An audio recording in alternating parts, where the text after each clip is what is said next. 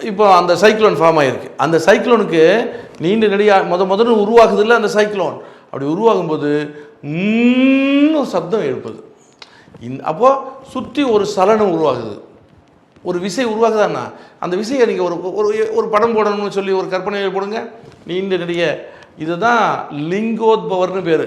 எதுக்கு? ஒவ்வொரு சிவன் கோயிலையும் சிவனுடைய கருவறைக்கு நேர் பின்புறமாக நீங்கள் வந்து நின்று பார்த்தால் ஒரு சிவலிங்கம் இருக்கும். அதுக்குள்ளே வந்துட்டு சில குறியீடுகள்லாம் இருக்கும், சில தெய்வங்கள் இருக்கும். அதுக்கு பேர் லிங்கோத்பவர்னு பேர். இந்த ஆதி மூலத்தில் இங்கே உருவாகி இருக்கக்கூடிய இந்த சைக்ளோன் தான் லிங்கோத்பவர்.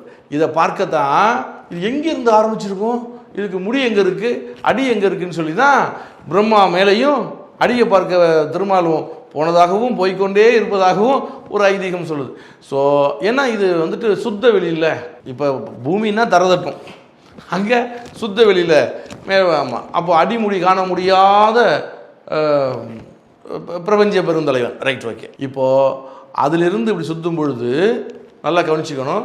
இந்த சுழற்சியை ஒரு படம் போடுங்க. நடுவாந்தமாக இருக்கக்கூடிய லிங்கோத்பவரையும் இப்போ கணக்கில் எடுத்துக்கோங்க. ஒரு கட் போட்டு தூக்கி வச்சிங்கன்னா அதுதான் சிவலிங்கம். அதைத்தான் நம்ம லிங்க வடிவில் வணங்குறோம். ரைட் தானே? அந்த எதை சொல்கிறது, அந்த பிக் பேங் தியரியை, அந்த பெரு வெடிப்பை, லிங்கோத்பவரை. சரியா? ரைட்.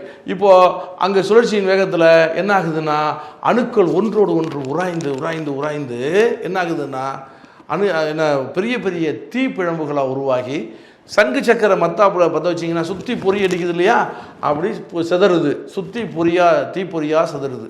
ஏன்னா ஒவ்வொரு தீப்பொறியும் பிரம்மாண்டமாக இருக்குது. அப்போது சுற்றி சுரண்டு அடிக்கும்போது நேராக போய் ரொம்ப தூரத்துக்கு போய் விழுவுது. இந்த விசையில் போய் வீசி போகும்போது இப்படி சுற்றிக்கிட்டே ரொம்ப தூரம் போயிடுது. அங்கே போய் இந்த சுழற்சி வேறு வந்துடுச்சு. அதுக்கு அந்த சுழற்சியில் அங்கேருந்து புறப்பட்ட இடத்துக்கு வரும்பொழுது இந்த ஆதி சுழலில் ஒரு தள்ளு விசை உருவாகி இருக்கு. அது தனக்கு தானே சுற்றும் போது அங்கேருந்து ஒரு தள்ளு விசை உருவாகுது. ரெண்டும் ஒரு இடத்துல வந்துட்டு கிட்ட நெருங்க முடியாமல் இந்த ஆதி சுழலை சுற்றி வருது. எது? இந்த நெருப்பு பிழம்பு. அதுதான் சூரியன். ஒரு சூரியன் இல்லை, கோடானு கோடி சூரியன். ரைட்.